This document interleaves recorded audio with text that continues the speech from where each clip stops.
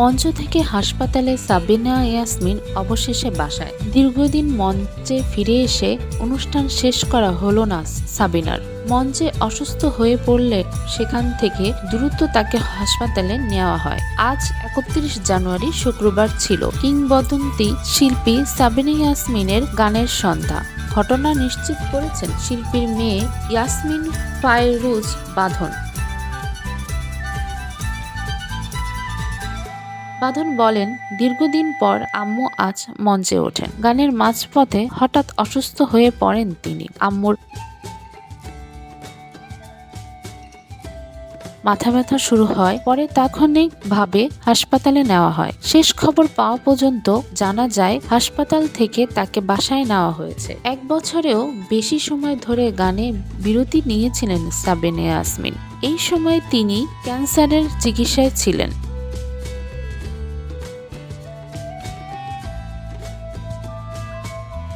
প্রথম 2007 সালে তার ক্যান্সার ধরা পড়ে। চিকিৎসায় সুস্থ হয়ে স্বাভাবিক জীবনে ফিরে আবারও গান শুরু করেছিলেন তিনি।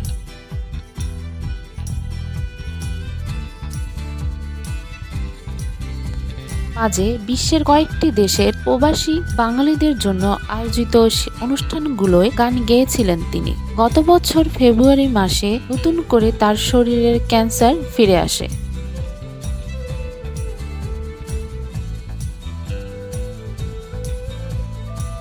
সিঙ্গাপুরে চিকিৎসা নিয়ে ফিরে এসেছিলেন তিনি, তবে তাকে অনেকগুলো রেডিওথেরাপি নিতে হয়েছিল। কিছুদিন আগে সাবিনা ঢাকায় ফেরেন।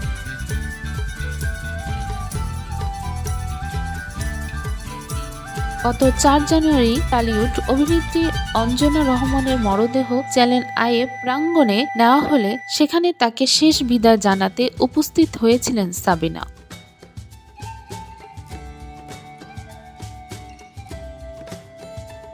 ছোটবেলার বান্ধবী অঞ্জনাকে নিয়ে সেদিন স্মৃতিচারণ করেছিলেন সাবিনা ইয়াসমিন। সাবিনা ইয়াসমিনের জন্ম 1954 সালের 4 সেপ্টেম্বর। তার পৈতৃক নিবাস সাতক্ষীরায়। তিনি বেড়ে উঠেছিলেন সাংস্কৃতিক মনা এক পরিবারে। বাবা লুৎফুর রহমান ও মা মৌলুদা খাতুনের 5 মেয়ের মধ্যে ফরিদা ইয়াসমিন, ফওজিয়া খান, নীলুফার ইয়াসমিনও গানের জগতের মানুষ।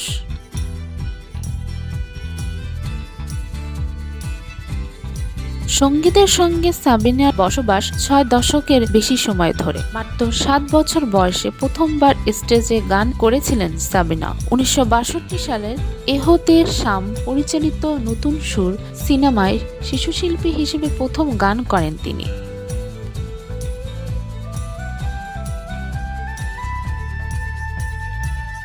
(1967) সালে প্রথম প্লেব্যাক করেন আমজাদ হোসেন ও নুরুল হক বাচ্চু পরিচালিত আগুন নিয়ে খেলা সিনেমায়। ভারতের প্রখ্যাত সুরকার আর.ডি. বর্মন, হেমন্ত মুখোপাধ্যায়, সত্য সাহা, সুবল দাস, আলম খান,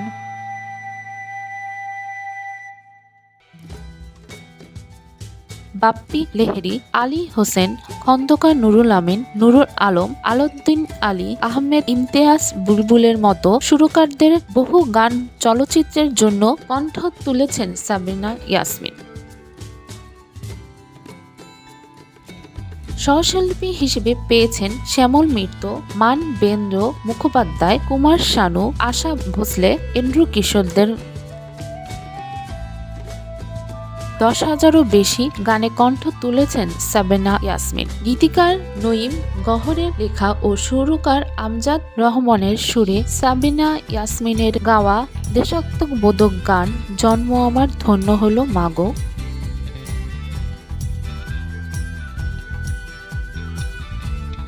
একাত্তরের অঙ্গনে রঙ্গানে মুক্তিযোদ্ধাদের অনুপ্রাণিত করেছিল। বাংলাদেশের স্বাধীনতা ইতিহাসের সঙ্গে জড়িয়ে থাকা বেশ কিছু গানের পাশাপাশি চলচ্চিত্রের গানে কণ্ঠ দিয়ে সব শ্রেণীর শ্রোতাদের হৃদয়ে জায়গা করে নিয়েছেন সাবিনা ইয়াসমিন।